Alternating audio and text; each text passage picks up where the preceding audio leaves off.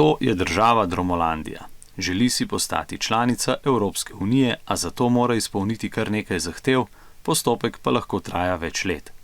Najprej mora vložiti kandidaturo za članstvo.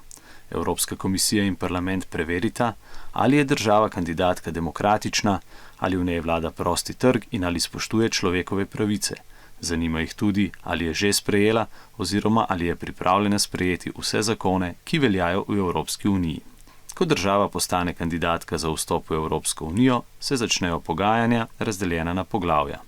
Denimo o okolju, obrambi, ribištvu. Države, ki so že članice Evropske unije, lahko od kandidatke zahtevajo, da v svoji državi uvede tudi nekatere spremembe.